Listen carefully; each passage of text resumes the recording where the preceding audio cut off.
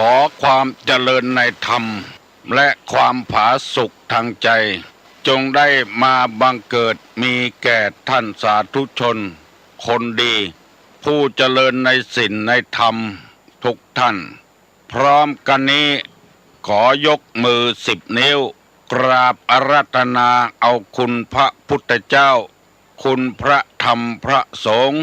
คุณพ่อคุณแม่คุณครูบาอาจารย์ผู้ประสิทธิ์ประสาทวิชาความรู้บุญศีลบุญทานสิ่งศักดิ์สิทธิ์ทั้งหลายอันมีพระสยามเทวาธิราชพระบรมธาตุดอยสุเทพและครูบาเจ้าศรีวิจัยเป็นต้นขอได้โปรดมาอภิบาลปกปักรักษาพระสงฆ์พระเจ้าพระเนนเถนน้อยและท่านผู้รับฟังรายการเมื่อเจ้าทุกคนทุกท่านเพื่อปากันมีความสุขกายสุขใจเหมือนกันทุกตนทุกองค์ทุกผู้ทุกคนตลอดกาลนานมาแถมแล้วเนอเสียงก้องเสียงกองเสียงมองต่ำเข้าเสียงตุเจ้าเทศนาธรรมมาเยี่ยมมาใจท่านสาธุชนคนดีทั้งหลายถึงบ้านถึงจองเหมือนกันทุกวันทุกวันที่ท่านได้ฟังขณะนี้เสียงออกจากจุดปฏิบัติการมูลนิธิบุญญาภรณ์วัดโสพนารามอำเภอแม่ริมและเสียงจากการถ่ายทอดสถานีวิทยุพระพุทธศาสนาวัดอินทขินวัดสะดือเมืองใต้ศาลากลางเก่าอนุสาวรีย์สามกษัตริย์เพื่อเอาธรรมะแบบรากหญ้าแบบธรรมดามาฮือพ่อแม่พี่น้องทั้งหลายฟังก่อนที่จะได้ฟังนี้ขอเชิญชวนมวลพุทธบริษัททั้งหลายไหว้พระเหมือนกับนักมวยไหว้ครูระลึกถึงครูบาอาจารย์ก่อนผู้ที่ไปแสวงหาสัจธรรมสี่อสงไขยปลายแสนมหากัปและ10 ชาติปางสุดท้ายได้เกิดมาเป็นพญาเวสสันตละตาลเข้าของทรัพย์สมบัติสละบัลลังก์ไปบวชเป็นพระฤาษีตาลเมียตาลลูกบำเพ็ญขนาดหนักจนได้ตรัสรู้เฮาไหว้ครูบาอาจารย์เนี่ยก่อนเนออาลังหังสัมมาสัมพุทโธภควาพุทธังภควันตังอภิวาเทมิกราบสวากขาโตภควตาธัมโมธัมมังนัมสสามิกราบสุปฏิปันโนภควโตสาวกสังโฆสังฆังนะมามิกราบหันทัพมยังพุทธัสสะภควโตบุพาภะคณะมะกะลังกะโลมาเสนะโมตัสสะภะคะวะโตอะระหะโตสัมมาสัมพุทธัสสะนะโมตัสสะภะคะวะโตอะระหะโตสัมมาสัมพุทธัสสะนะโมตัสสะภะคะวะโตอะระหะโตสัมมาสัมพุทธัสสะพุทธังสรณังกัจฉามิธัมมังสรณังกัจฉามิสังฆังสรณังกัจฉามิตุติยัมปิพุทธังสรณังกัจฉามิตุติยัมปิธัมมังสรณังกัจฉามิตุติยัมปิสังฆังสรณังกัจฉามิตติยัมปิพุทธังสรณังกัจฉามิตติยัมปิธัมมังสรณังกัจฉามิตชาจรณะสัมปันโนสุขโตโลกาวิทูอนุตตโลปุริสาธรรมสารถิสัทธาเทว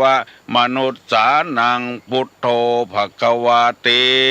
สวากขาโตภควตาธัมโมสันติติโกอากาลิโกเอหิปัสสิโกโอปนะยิโกปัจจัตตังเวทิตโพ วินยูหิติสุปฏิปันโนภะคะวะโตสาวกสังโฆอุจุปฏิปันโนภะคะวะโตสาวกสังโฆญาญะปฏิปันโนภะคะวะโตสาวกสังโฆสามิจิปฏิปันโนภะคะวะโตสาวกสังโฆญาติตังจัตตาลิปุริสายุคานิอัฏฐะปุริสาปุคลาเอสาภะคะวะโตสาวกสังโฆอาหุไนโยปาหุไนโยทักขิไนโยอัญจลิกาละนิโยอนุตตะลังปุญญเขตังโลกัสสาติ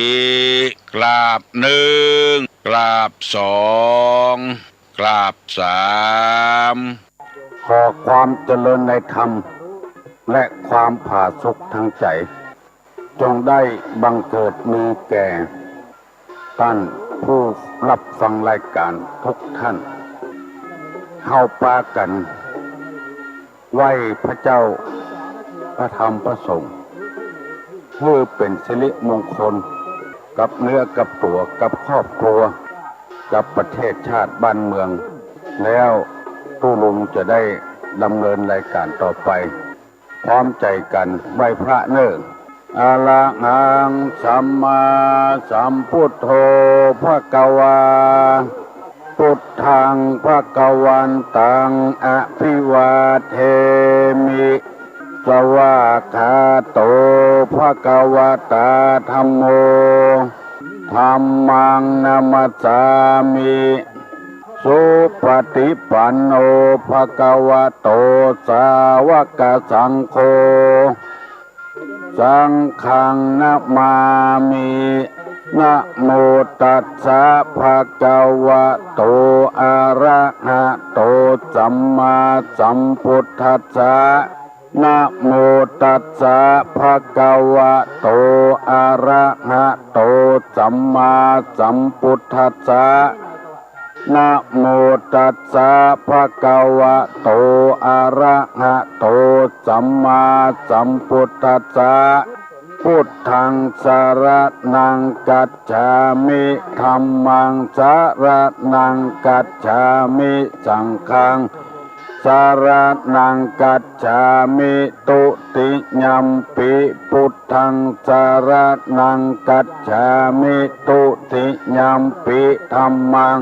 สารนังกัจฉามิตุติยัมปิสังฆังสารนังกัจฉามิตติยัมปิพุทธังสารนังกัจฉามิตติยัมปิธัมมังสารนังกัจฉามิตติยัมปิสังฆังสารนังกัจฉามิอิติปิโสภะคะวะอะระหังสัมมาสัมพุทโธวิชชาจรณะสัมปันโนสุขโตโลกาวิทูอนุตตโลปุริสาธัมมสารทิสัทธาเทวมนุษสานังพุทโธภะคะวะติสวากาโตภะคะวะตาธัมโมสันติติโกอากาลิโกเองิปัสสิโกโอปันญิโกปัจจัตตังเวทิตาโปวินยูหิติสุปฏิปันโนภะคะวะโตสาวกสังโฆอุจุปฏิปันโนภะคะวะโตสาวกสังโฆญาญาปฏิปันโนภะคะวะโตสาวกสังโฆสามิจิปฏิปันโนภะคะวะโตสาวกสังโฆญาติตังจัตตาลิปุริสายุคานิอัตถปุริสาปุคลาเอสะภะคะวะโตสาวกสังโฆอังหุไนโยปังหุไนโยตะขิไนโย อัญชลิกาลนิโยอนุตตลังปุญญเขตังโลกัสสาติกับหนึ่งกับสองกับสามได้ไหวพระพุทธเจ้าพระธรรมพระสงฆ์แล้วก็ขอเชิญชวนพ่อแม่พี่น้องทั้งหลายเตรียมตัวไปใส่บาตรญาติปกกับวัดกับวาบางวัดก็จนถึงยี่เป่งบางวัดก็ตลอดแล้งตลอดปีถ้าไผ่ทำได้ตลอดแล้งตลอดปีได้ก็ยิ่งดี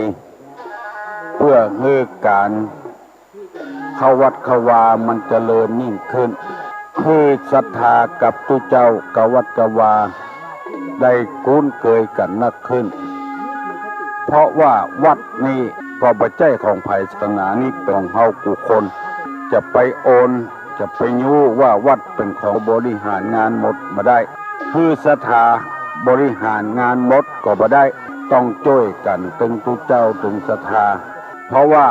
บ้านเฮานี้เมืองเฮานี้ชาติศาสนาพระมหากษัตริย์เป็นของหมู่เฮาที่ควรจะอุปถัมภ์อุปถากบำรุงรักษาคือดีให้งามเจริญรุ่งเรืองขึ้นเพราะฉะนั้นจึงขอเชิญชวนพี่น้องศรัทธานักศิลป์นักบุญทั้งหลายช่วยกันทนุถนอมไว้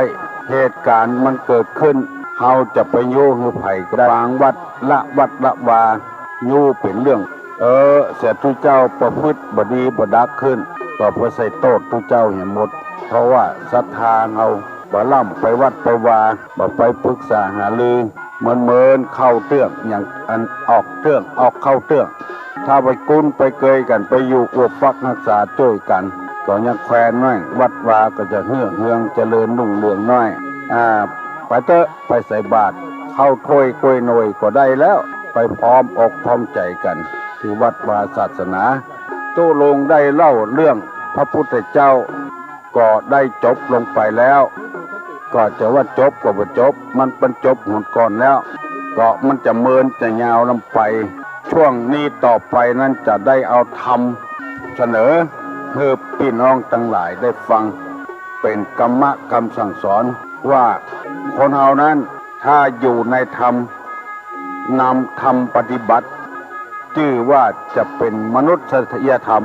เพราะว่าคนเฮากับสิ่งสารสัตว์นั้นมันบ่ให้แตกต่างกันมีตาหูจมูกลิ้นกายใจอย่างเดียวกันหมดแต่ว่าก้าของสิ่งสารสัตว์นั้นน้ำหนักนักใดก็มีไหลใหญ่ควายใหญ่งัวใหญ่มีน้ำหนักนักหมูใหญ่มีก้านักแต่คนเฮานี้บ่ใจมีก้าอยู่ที่ตัวใหญ่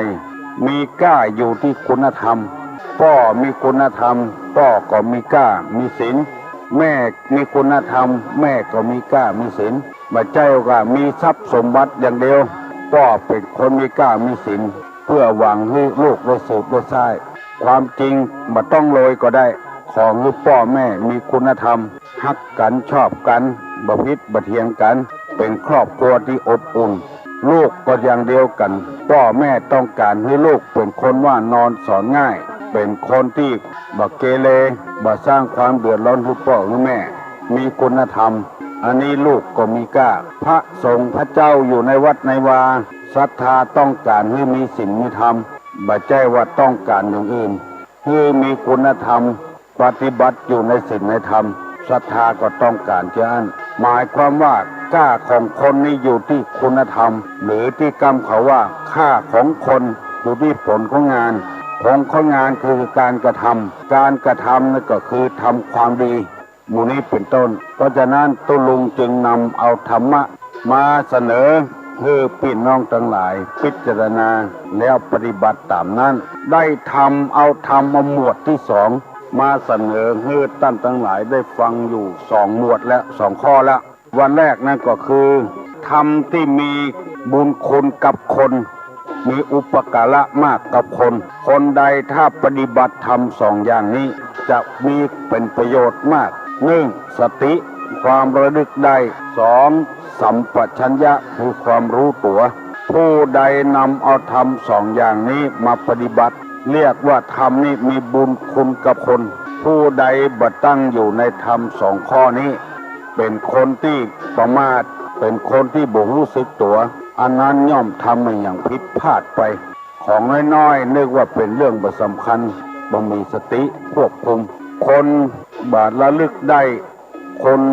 บ่รู้ตัวก็ฆ่าก็ลดล่วงไปที่เฮาหันกันทุกวันนี้บ่นึกว่าเฮาเป็นไอ้หยังมีความประมาทอยู่ตลอดเวลาพระสัมมาสัมพุทธเจ้าเปิ้นประบัญญัติศีลไว้ให้แก่ภิกษุทั้งหลายผู้ใดนุ่งผ้าปุดผ้าขาดอันนี้เป็นอาบัติพระองค์พิจารณาถึงขนาดนั้นเพื่อให้คนได้มีสติอย่างน้อยเต้าแววตานกยุงอันนั้นก็ผิดอาบัติเป็นอาบัติละเพราะว่าผ้าปุดผ้าขาดนี่มันเป็นทางแห่งความขาดนักเตื้อไปนุ่งมันขาดนักขึ้นมาก็ขายหน้าขายตาตัวเก่าอย่าไปประมาทในอาบัติเล็กน้อยอันอย่างน้อยๆเขาคิดว่าบ่เป็นหยังอันนั้นอันตรายนักคนเฮาถ้าอยู่ด้วยความประมาทในชีวิตมานึกถึงอนาคตว่าเป็นจะได้มันมีสติควบคุมตัวเก่าอันนั้นเป็นทางแห่งความเจริญตัวลุงจะพยายามถามพี่น้องต่างหลายอยู่เรื่อยๆว่าทำที่เป็นบุญคุณกับคนนะคือทำอะไรอย่างถ้าถามก็คือตอบว่าทำมีอุปการะมากมีสองอย่างคือสติกับสัมปชัญญะสติความระลึกได้สัมปชัญญะคือความรู้ตัวรู้สึกตัวควบคุมสติอยู่ตลอดเวลาว่าเวลาเนี่ยเฮาเนี่ยหยังเฮาเป็นหยังเฮากำลังทำอันใดเวลาใดชอบเวลาใดถูกเวลาใดควรเวลาโดยบุคคลกรรมอันใดดีกรรมอันใดบ่ดีกรรมอันใดดีเสนอกรรมอันใดบ่ดีเสนอธรรมะจะได้รักษาตัวเฮาตลอดเวลาคนที่มันผิดศีลห้าคนที่ขี้ลักขี้จกคนที่เบียดเบียนคนอื่นก็เพราะขาดสติขาดสัพพัญชยะนั่นเองไปหันคนที่ติดยาเสพติดติดเหล้าติดยาเสพติดต่างๆมันบ่มีสติควบคุมแล้วใครด่าไผก็ด่าใครบุกพ่อบุกแม่ก็ได้แล้วก็คนที่ปรากฏขึ้นมาก็มีคนวิพากษ์วิจารณ์กันเป็นคนดีไปได้ข้อที่สองที่นำมาเสนอเมื่อตะวานนี้ก็คือทำเป็นโลกบาลคือทำคุ้มครองโลกมีสองอย่างคือหิริความละอาแก่ใจสองโอตตัปปะคือความเกรงกลัวคำว่าเกรงกลัวนี้บ่ได้หมายความว่าไอ้หยังก็กลัวบ่ตกบ่เสี่ยงบ่ใช่อย่างนั้นคือกลัวทั้งใจเว้เฮามีความหูน้อยปวดตัวว่ามีความหูนักอันนี้เรียกว่าบ่เหมาะสมเฮามีฐานะน้อยแล้วบ่กลัวนี่บ่กลัวศีลกล้ายืมเงินยืมทองอันนี้คือกลัวไปทางนี้หิริคือความละอาแก่ใจจะว่าไอ้หยังจะพูดไอ้หยังจะทำไอ้หยังมีความละอาแก่ใจคนที่ดีเหลือเฮาก็ยังมีอยู่ไม่ใช่ก็เฮาดีคนเดียวคนใดถ้าปฏิบัติอยู่ในธรรมสองอย่างนี้จะคุ้มครองโลกทั้งโลกนี้จะสันติภาพจะเกิดขึ้นกับโลกนี้ไม่ใช่ว่ามีอาวุธยุทโธภัณฑ์มีนิวเคลียร์มีระเบิดมีเครื่องบินไม่ใช่ความจริงได้ของให้ปฏิบัติธรรมสองอย่างนี้จะสันติภาพจะเกิดขึ้นกับโลกมีความละอาแก่ใจมีความเก่งกลัวต่อบาปต่อความชั่วบักกล้าทำความชั่วทำไอ้อย่างลงไปนี่บักกล้าทำที่เป็นความชั่วความบดีประดักความเดือดร้อนตึงวันก็เพราะว่าบ่มีความเก่งกลัวสามารถค้ายาบ้าได้สามารถตัดไม้เถื่อนได้ทั้งที่บ่ใช่ตัวปลูกบ่ใช่ตัวรดน้ำใส่ปุ๋ยทำได้หมดเพราะความบ่มีความละอาแก่ใจลักจกอย่างของเปิ้นก็ได้เล่นจู้สู่ผัวสู่เมียเปิ้นก็ได้ฆ่าสัตว์ตัดชีวิตก็ได้เพราะบ่มีความละอาบ่มีความเก่งกลัวตุลงได้นำมาเสนอพี่น้องทั้งหลายสองอย่างละคือทำเป็นโลกบาลกับทำมีอุปการะมากวันนี้จะนำมาเสนอแถมข้อหนึ่งคือท อันทำให้งามมีสองอย่าง คนงามนี่ปัจจัยคนมีหน้างามตางาม คนงามนี่งามที่ใจพุ่นคนจะงามนี่มีอยู่สองอย่างหนึ่งขันติความอดทนสองโสรัจจะคือความเสงี่ยมขันติคือความอดทนขันติคือความอดทนโสรัจจะคือความเสงี่ยมโสวัจจสตาความเป็นผู้ว่าง่ายสอนง่ายคนที่มีความงามนั้นจะอยู่ที่สองข้อนี้เพื่อนเรื่องลือเพื่อนอวดเพื่อนอ้างอย่าทำให้คนเป็นคนงามคนงามถึงวันนี้มันงามชั่วครั้งชั่วคราวนางงามกานางนพมาศกานางงามฤดูหนาวกานางงามโลกนางงามจักรวาลนางงามจังหวัดนางงามท้องถิ่นมันงามเหมือนงามชั่วครั้งชั่วคราวคนที่มีความอดทนเนี่ยงามเหมือนตายไปแล้วก็ยังงามอยู่อย่างครูบาศรีวิจัยเป็นต้นตลอดถึงผู้ประกอบด้วยการกู้ชาติพระเจ้าตากสินพระนเรศวรมหาราชพระเจ้าแผ่นดินมีเปรอะเต๋อมีเป็นร้อยเป็นพันองค์แต่ว่าบ่มีชื่อเสียงบ่มีความงามเหมือนเต้าพระนเรศวรพระเจ้าตากสินพระศรีสุริโยไทยหมู่นี้มีความอดทนมีความสงบเสงี่ยมเพราะฉะนั้นพี่น้องลูกหลานเหลนผู้ฟังทั้งหลายใครนี่เป็นคนงามจะต้องเป็นคนอดทนบวชอดทนจนเฒ่าจนแก่มีศรัทธานายกเคารพนับถือสักการะบูชาปฏิบัติอยู่ในศีลในธรรมอดทนศึกษาเราเรียนก็จะได้เป็นใหญ่เป็นโตได้มีการมีงานแล้วก็ได้เงินสงบเสงี่ยมเทียมตัวก็สะโหกสะหากบ่อู้จ่าสามหาวให้ด่าไผก็ด่าใครเล่าไผก็เล่าอันนี้บ่มีความสงบเสงี่ยมบ่เจียมตัวอันนี้เป็นธรรมสอนกุคนในโลกนี้เพราะฉะนั้นในศาสนานี้บ่ได้เชิญชวนไผมาเข้าวัดเข้าวามาเลื่อมใสมาศรัทธาชวนให้คนปฏิบัติธรรมถ้าคนเฮากุคนเนี่ยมีความอดทนต่อกันผัวเมียทนต่อกันกุ้งเท่าเต้าตายอยู่กันจนไม่เท่ายอดทองกับบองยอดเพชรจนเท่าจนแก่แล้วอู้จากันแบบสงบเสงี่ยมบดาบทอกันบดนอกอกบดนอกใจกันเป็นกู้หัวผัวเมียที่มีความงามอยู่ด้วยกันได้ตลอดเวลา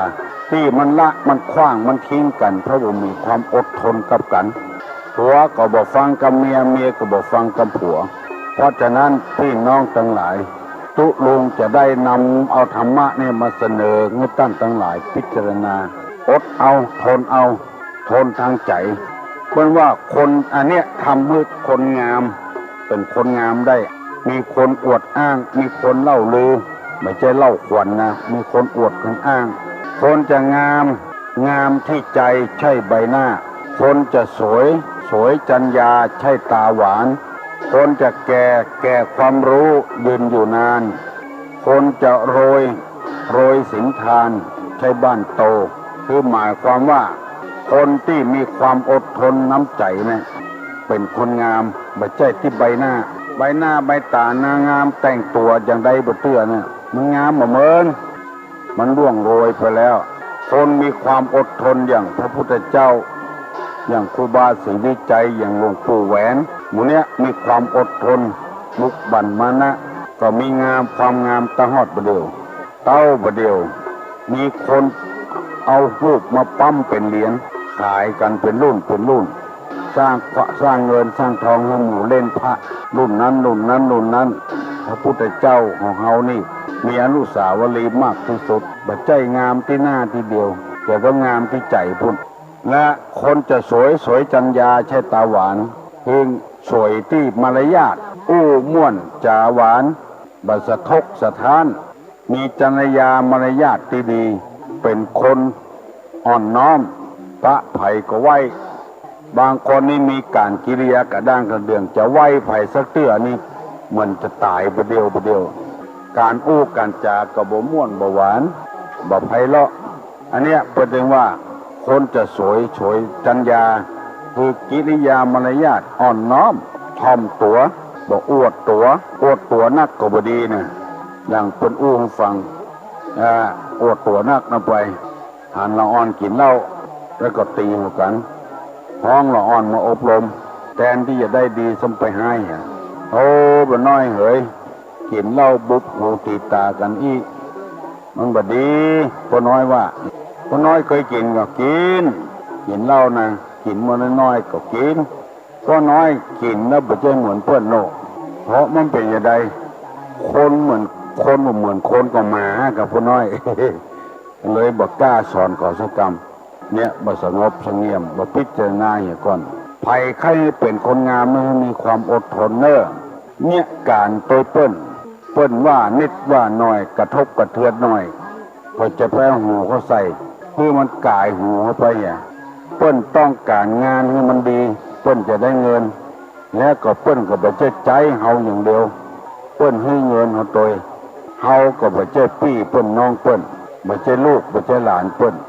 ก็ต้องอดทนเอาเพื่อผลประโยชน์ของเปิ้นโดยเพื่อประโยชน์ของตัวตัววงก็เคยโดนไปโรงพยาบาลเขามันกินลำบึดหมอหนึ่งเอาหนึ่งให้กินบึดหมอหนึ่งให้กินพักขี้เสียดมีที่ไหนที่เบาก็เอามาฮื้อผำมีที่ไหนก็เอามาฮื้อมันของลำของเขามัก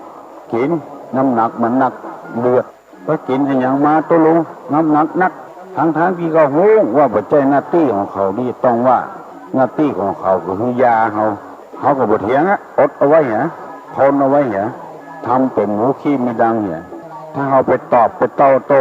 เขาจะเงี้ยบดีบดักของเขาก็อดเอาไว้เตี้ยหน้าที่ของเขาหน้าที่ของไผ่หน้าที่ของมันทนเอาไว้อดเอาไว้สงบเสงี่ยมถามกำไรก็ตุ้ลุงใส่เขาก็ตุ้ลุงใส่เขาเตรียมตัวไว้มันก็สามารถเป็นคนงามได้งามที่ใจใช่ใบหน้าเบิ้นถ้าตุ้ลุงมีเวลาตุ้ลุงจะถามทำอะไรอย่างที่ทำให้คนงามมีกี่อย่างคือตอบว่า1ความอดทน2ความสงบเสงี่ยมพี่น้องทั้งหลายลูกหลานทั้งหลายฟังตุ้ลุงก็ขอให้นำไปปฏิบัติตัวปรับปรุงแก้ไขนิสัยตัวเองแต่ไม่ที่เขาบ่ชอบเฮาเพราะอะไรเพราะเฮาบ่มีความสงบเสงี่ยมบ่เตรียมตัวจะเอาความเป็นใหญ่ความโอหังเกินไป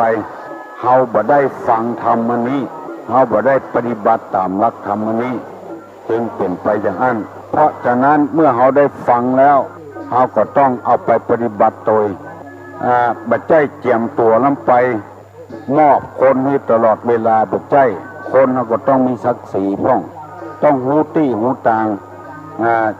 จะไปใจไม้เก่าไม้เดิมรู้จักสถานที่ตุลุงได้นำเอามาเสนอ3ข้อแล้วคือ1ทำที่มีบุญคุณกับคนมีสติกับสัมปชัญญะ2ทำที่คุ้มครองโลกมีความอายกับความกลัว3ทำที่ทำให้คนเป็นคนงามมีขันติคือความอดทนโสรัจจะคือความเสงี่ยมเจียมตัว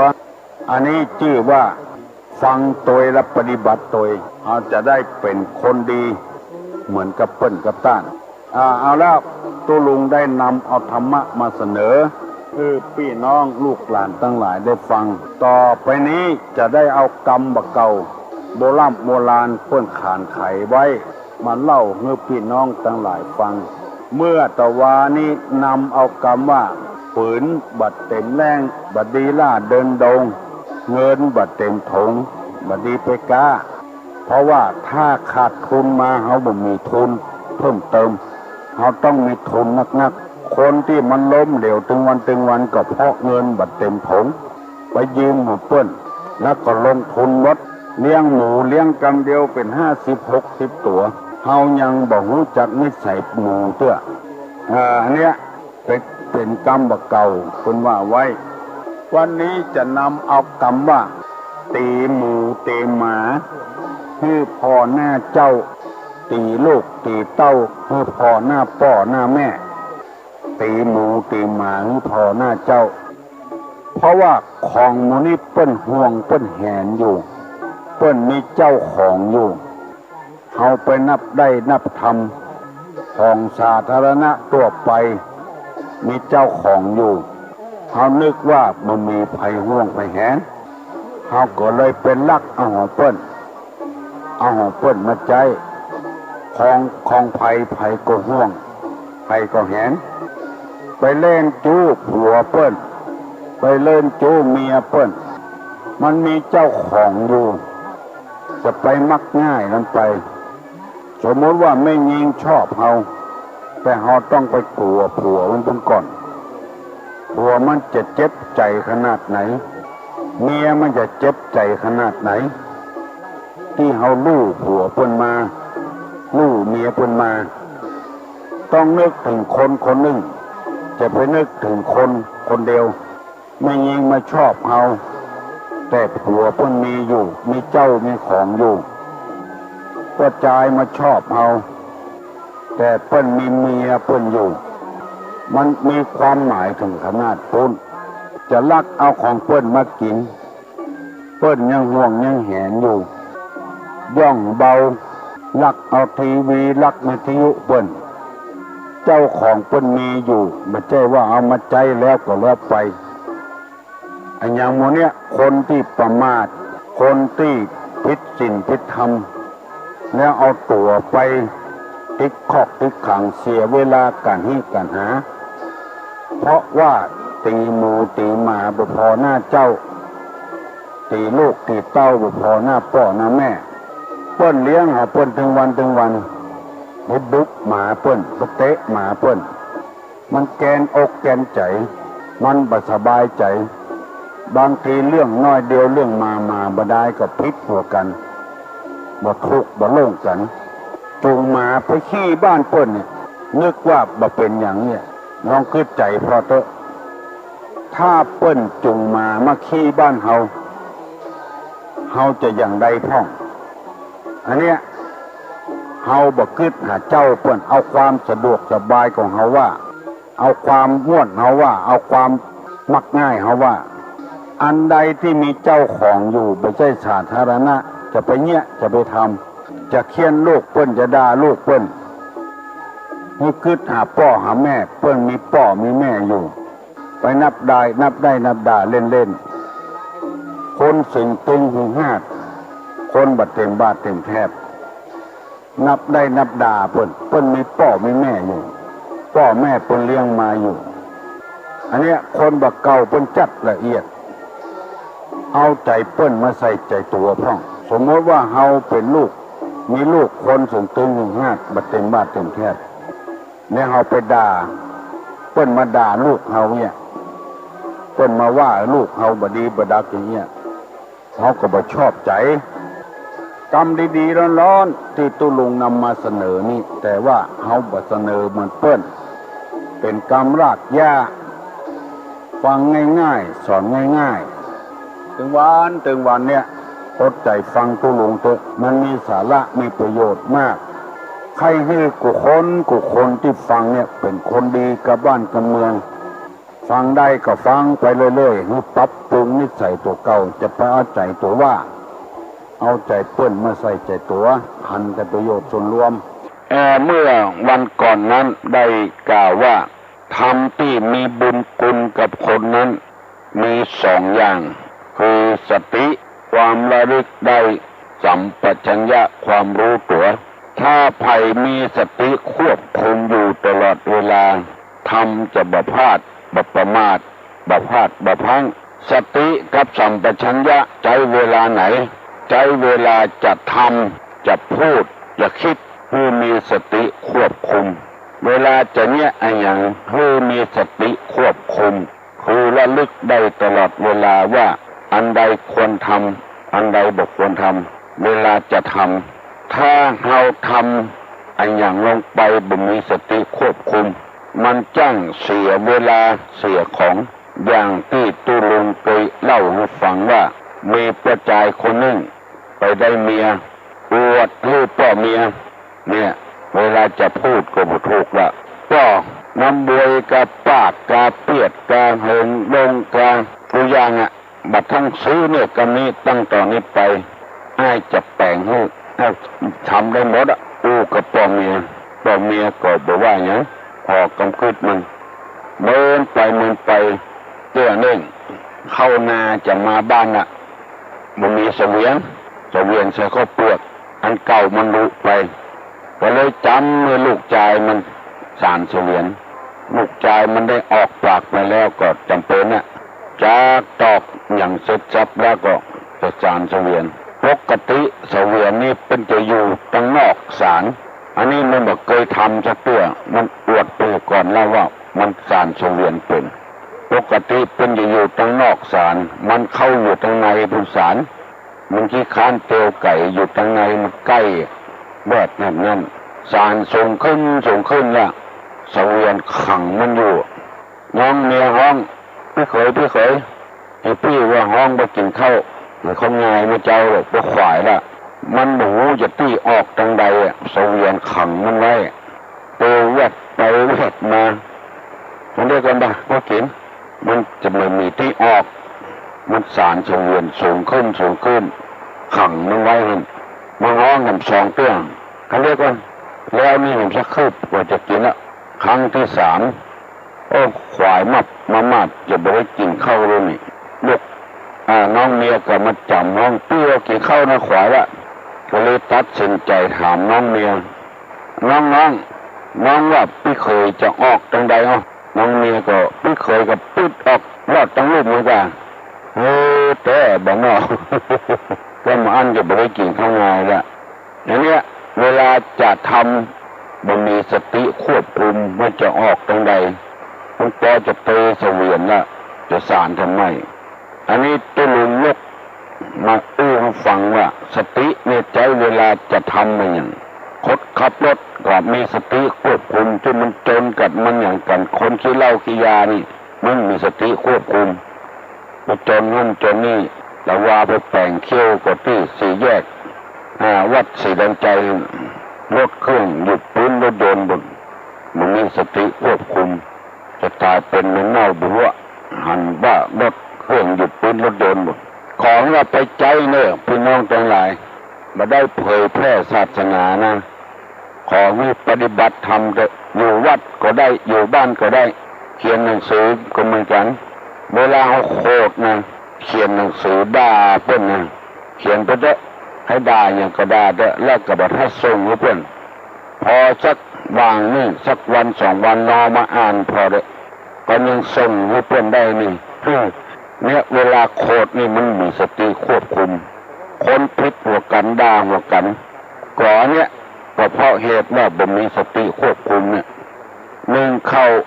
เอาขี้ฝอยใส่นักนำไปใส่ไฟไหม้ฆ่าข้างบนตะก่อนหัวมันก็เดือดละมันมีสติควบคุมอย่างว่าเนี่ยแต่มันมีบัตรท่านเข้าเนี่ยบัตรท่าดังไฟกันนี่ไฟไหม้ฆ่าว่าไปเลยเมียมันก็ว่าโห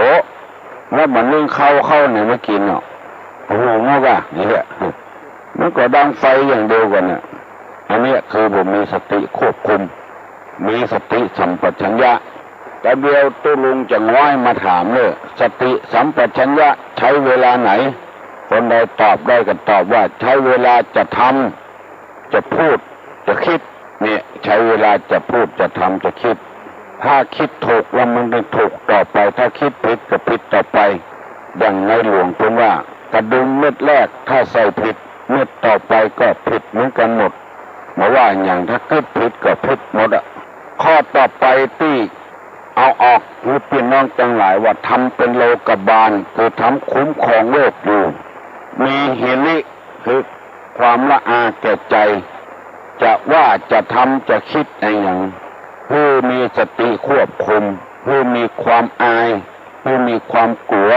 อายต่อความบดีอายต่อบ้านต่อเมืองมีความกลัวต่อบาปต่อกรรมต่อความบดีของตัวเองเวลาจะทำอย่างผู้มีหิริความละอาแก่ใจมีโอตปะมีความเกรงกลัวอย่าด่าพ่อกาด่าแม่กาเจ้าคิดบดีให้พ่อให้แม่กาคิดบดีให้เจ้าให้นายกาผู้คนรับจ้างกาผู้มีความอายผู้มีความกลัวพง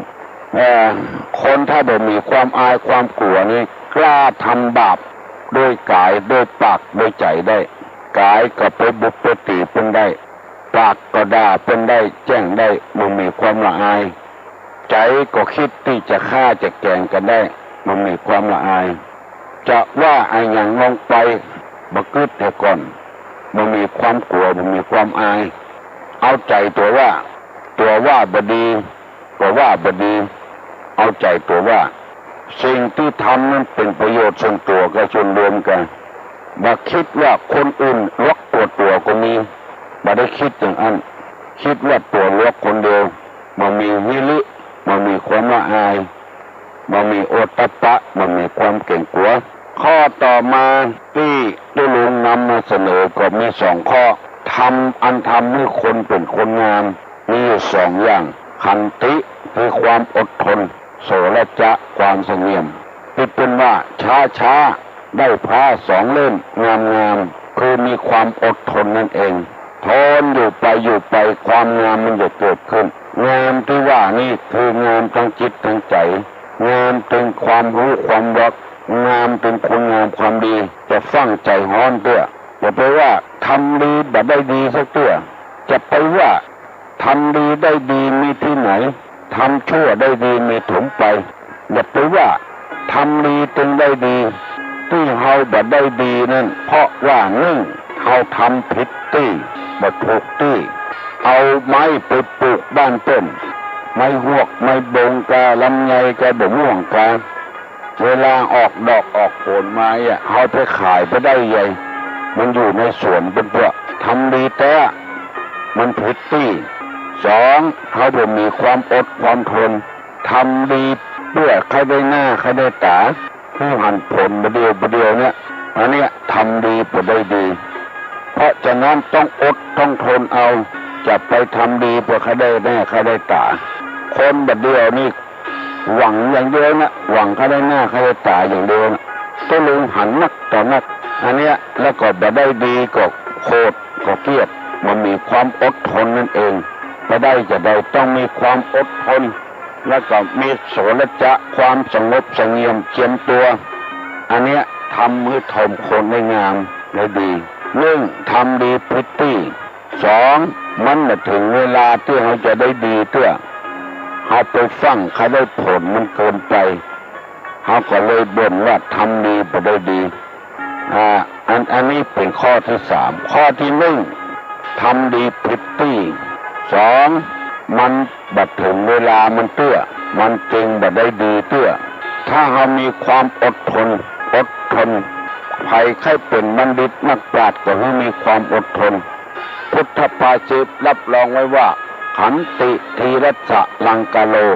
ความอดทนเป็นเครื่องประดับของนักปราชญ์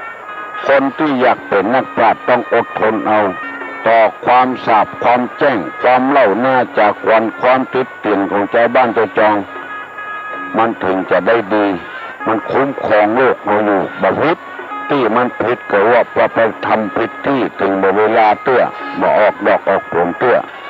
เราจะสังเกตบางคนเจ้ยวัดเจ้ยบ้านมีการกับบ้านกับจองเจ้ยลังเทยลังจอนกลางเต็นท์กลางหยังเจ้ยมีวัดมีวากลับบ้านกับวัดกับว่ากับไปกินไปตามกับไปเมินเข้ามันเข้าต้นมีการเลือกตั้งแก่บ้านเลือกตั้งกำนันเลือกตั้งอบต.สอบต.ไปสมัครเพิ่นเสียเพิ่นมาเอาสกรรมไปเอาคนอื่นเนี่ยโคตรละมันมีความอดทนละการงานกับวัดบ่ไปละการงานกับบ้านกับจองก็บ่ไปละโคตรเพิ่นเกลียดเพิ่นเกลียดชาวบ้านเพิ่นบ่เลือกตัวเป็นแก่เป็นแข้งเพิ่นบ่เลือกตัวเป็นอบต.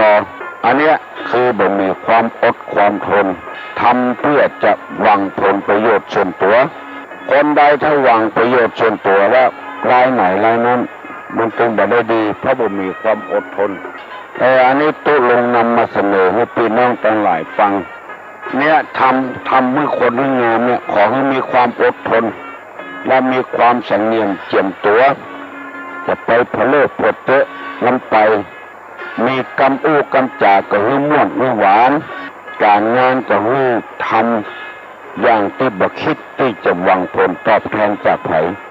ทำไปเรื่อยๆมันจึงจะเกิดขึ้นคนเดียวมันบัดถ้าไปโวยวายแล้วข้อที่ต่อไปนั้นเป็นข้อที่สี่ตุลุงจะนำมาเสนอว่าบุคคลหาได้ยากมีสองอย่างบุคคลที่หาได้ยากมีสองอย่าง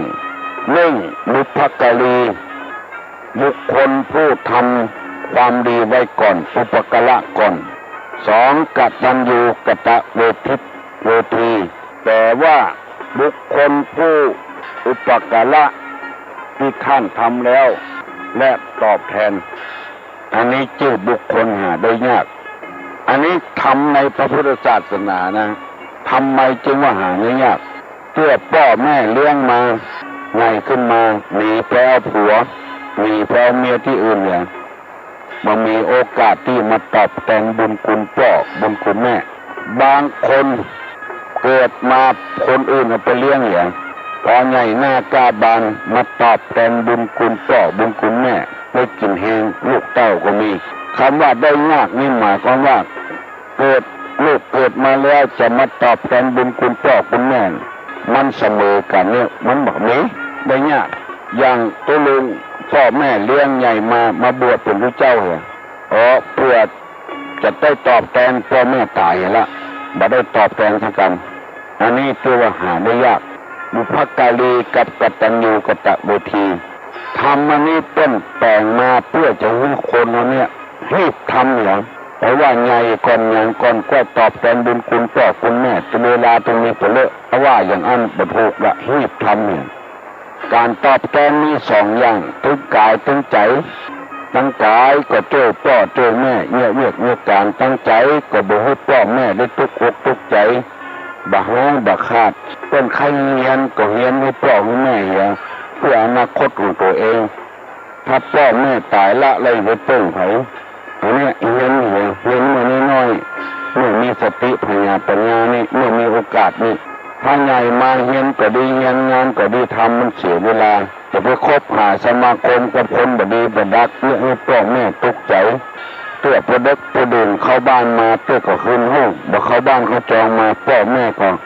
นอนตาบ่รับลูกไปตายก็ไปเจ็บไปป่วยก็มีวิญญาก็มีหน่วยบ่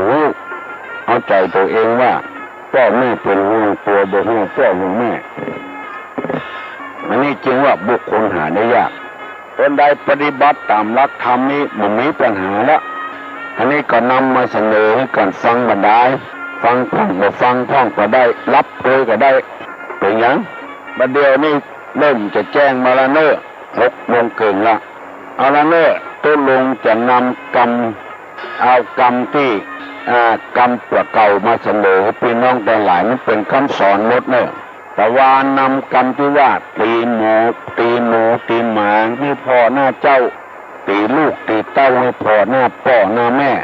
จะด่ากาจับแจ้งกาจะว่าอย่างให้เพิ่นให้พ่อหน้าแม่เหี่ยก่อน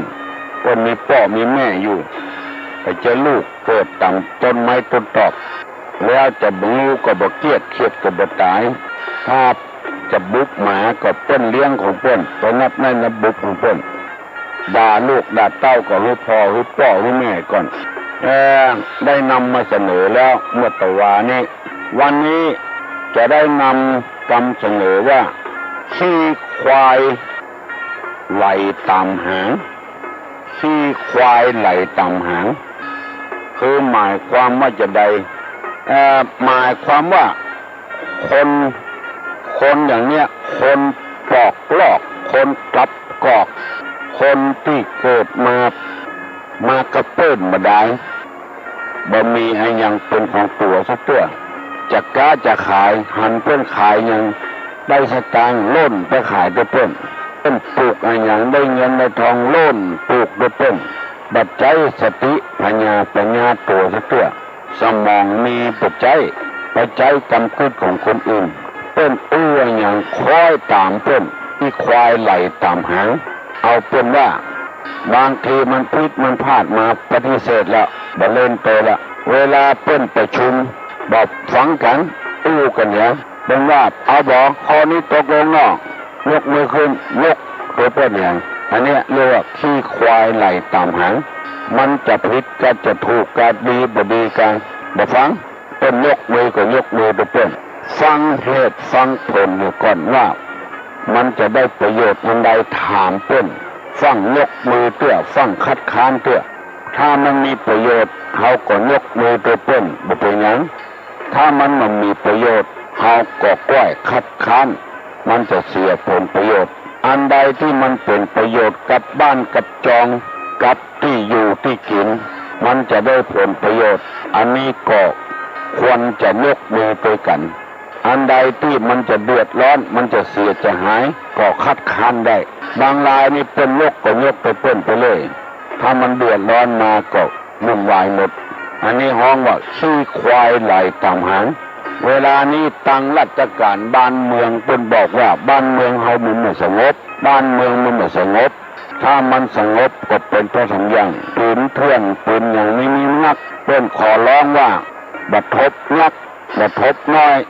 บัดถ้ามาขายเนี่ยเฮาหันว่ามันเป็นอันตรายเฮาก็บ่ขายอ่ะเมื่อเฮาบ่ขายก็บ่มีคนมาจิถ้าเอามาขายอยู่คนมันจะซื้อจิ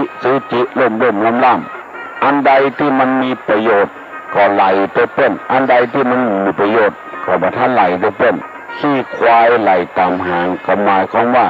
ขี้นั่นเป็นขี้ลึกขี้แหลวขี้ที่ใจประโยชน์บ่ได้ขี้ควายที่มันเป็นตึงนั่นมันบ่ไหลตามหางอันนั้นใจได้เอามาแปลงปูแปลงอย่างก็ได้ใส่ต้นหมากต้นปูก็ได้มีสาระมีประโยชน์เปิ้นแต่งก็แต่งไปเปิ้นเป็นย่องก็ย่องไปเปิ้นขี้ควายไหลตามหางฐานะเฮาเต้าใดเฮาบ่ได้คิดเป็นมีก็มีตัวเปิ้นเฮาเป็นคนทุกข์คนยากสตางค์ยังบ่ได้เตื้อมีกระจายเปิ้นฝูงเปิ้นมีลูกเต้าเปิ้นมีพ่อแม่เปิ้นมีเป็นคนมีเงินมีทองเปิ้นซื้อมือถือมีลูกเปิ้นเฮาเป็นคนทุกข์คนยากก็มาฮบพ่อฮบแม่ซื้อมือถือเอาถือกันไปถือกันมากู้กัน1เสียง2 บาท3 บาทกู้แต่ใดก็เสียงต่างต่ออันเฮาเป็นคนทุกข์คนยากพ่อแม่ยังทุกข์ยากอยู่บ่จำเป็นอย่าไปฮบพ่อฮบแม่อันนี้เรียกว่าขี้ควายไหลตามหางมันเป็นขี้ที่บ่ดีขี้แจ๊ะขี้ลุต้องเช่นรถมีรถเครื่องพ่อแม่เพิ่นมีสตางค์เพิ่นซื้อให้ลูกเป็นขี้เฮาพ่อแม่บ่ร่ำบ่รวยก็จะฮบพ่อฮบแม่ค้ำพ่อค้ำแม่ซื้อรถเครื่องมาขี่ซื้อมาให้เอาไปดับไปแต่งถังคือมันตันสมัยอันนี้ที่ว่าคนขี้ควายไหลตามหางป่าที่ไหลตัวน้ำน่ะคือป่าตายแล้วถ้าป่าเป็นนั้นมันไหลตัวน้ำมันไหลขึ้นน้ำเพราะฉะนั้นคนใดมีกรรมกึศอย่างอี้เนี่ยที่ว่าขี้ควายไหลตามหางป่าที่ไหลตัวแม่น้ำคือป่าตายป่าเป็นนั้นมันจะทวนน้ำมันบ่ล่องไหลตัวน้ำขี้ควายไหลตามหางมีความหมายว่าอย่างอี้เพิ่นลูกโตยิงก็แล้วบ่มีปัญญาที่จะไปสร้างเพิ่นแล้วเป็นว่าทุนเสียไปเนี่ยหนี้เสียไปเนี่ยบ้านก็บ่เจริญรุ่งเรืองที่ตุ้ลุงนำมาเสนอนี้บ่ได้ว่าให้ไผสักคนว่าเพื่อจะให้คนนั้นเนี่ยกลับฟื้นขึ้นมารู้จักฐานะของตัวเองที่โบราณบอกว่ากินเพื่อได้กินเหมือนเต้นอย่าไปกินเหมือนเต้นต้องกินลาบเอาก็กินลาบตัวเต้นแต่อย่าไปกินอย่างเต้นกินลาบนี่เต้นซื้อกิโลเอาซื้ออย่าเกินกิโลกินเหมือนเต้นนะกินลาบเหมือนเต้นนะมันแบบปอก็เอาเปลือกบกปอกน้ำมาใส่ตัวพ่องเผาบะเขือเงาเนี่ยเอาลาบตัวนั้นก็มาอันก็เอาบะฟักหมูนี่ต้มถ้ามันเย็นแล้วก็เอาใส่ตัวกินลาบได้กินนักแต่เปิ้นนะแต่เอาเส้นน้อยเอาซื้อเกินกิโลก็พอละกินไม่ได้กินเหมือนเปิ้นนะอย่าได้กินเหมือนเปิ้นมีเงินมีทองเปิ้นกินแตงเขาก็กินทุกแต่ถ้าไผ่ฟังตัวลุงและเข้าใจตัวเนี่ยคนนั้นจะเป็นคนดีต่อไปดีนักแกรายการเจ้าคณะอำเภอพบประชาชนลองฟังทีเถอะแล้วเขาจะได้ผลมากมายตานก็ให้ได้ตานอย่างเปิ้นอย่าไปตานอย่างเปิ้นต ตาลเหมือนกันเป็นตาลโกยเฮาก็ได้ตาลโกยเป็นตาลพระป่ากับตาลพระป่าอย่างเป็นแล้วอย่าไปตาลอย่างเป็นมีเงินเป็นใส่ยอดเป็นปัน2 ปันเฮามีเงินน้อยก็ใส่เท่าใดก็ได้อันเนี้ยคือได้ตาลอย่างเป็นอันนี้นำมาเสนอพี่น้องทั้งหลายเนอะที่ฟังได้ก็ฟังไปเถอะที่ฟังบ่ได้ก็ตามใจเนอะบ่ได้มาว่ามาอย่างนี้ไปซักอย่างมีเจตนาดีจะนำเอาคำสอนในทางพระพุทธศาสนาเพื่อชุมชนเพื่อได้ชุมชนเข้มแข็งขึ้นมันมีการทะเลาะเบาะแว้งมันมีการพิษกันเถียงกันอยู่อย่างมีความสุขบานหวานใจขอความสุขความสวัสดีจงมีกับพี่น้องทั้งหลายทุกคนเนอะสัพพิติโยวิวัตชันตุสัพพะโลกโกวินาศตุมาเตภวัตตุนตรายโยสุขีภิคายุโขภวะอภิวาทานาสีดิสนิจังพุทธาปจายโนจตตารโลธัมมาวัฏันติอายุวัน